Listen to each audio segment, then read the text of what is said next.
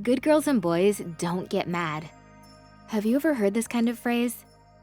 As it happens, it is as if there is generally a cultural ban on emotions of anger, rage, and aggression. On the one hand, this is completely understandable. Rage can be dangerous and destructive to others, and in some situations, it can even lead to violence. If you are doing this course, I suspect that your aggression is having a negative effect on your life. This therapy course is dedicated to anger and is based on the works of recognized cognitive behavioral and ACT therapists.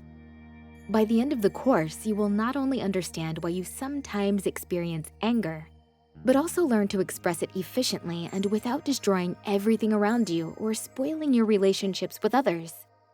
This is sure to improve your quality of life. Are you ready to get going? Then let's begin.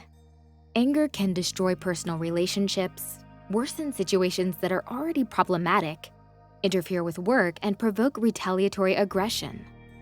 It is entirely logical to want to get rid of anger completely, to conquer it, and to take control of your emotions. On the other hand, anger is a basic human emotion, and like all others, it doesn't exist for no reason. Therefore, during this course, we invite you first and foremost to get to know your anger a little better, to study it. Before changing something, we need to familiarize ourselves with what is there now in as much detail as possible. Don't you agree? So, as we've already said, society does not particularly approve of rage.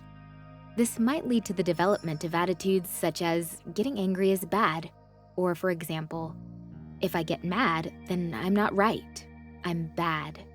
However, anger doesn't go away completely just because society doesn't approve of it. Instead, it hides and becomes suppressed, and this, in turn, can lead to sudden outbursts of aggression. The inability to hear and understand our anger means that at some point, we might turn into the Hulk. I think you remember that this didn't end well. He had to find a way to himself and his emotions so that he didn't destroy everything around him or hurt his loved ones. I'd immediately like to stress two important points. The first is that it's fine to get mad. We all get angry from time to time. But the problems start when the intensity of the emotion doesn't correspond to the actual trigger. Second, we don't choose how we feel. Emotions are a natural psychophysiological process of our bodies, but we can't choose what to do with our feelings.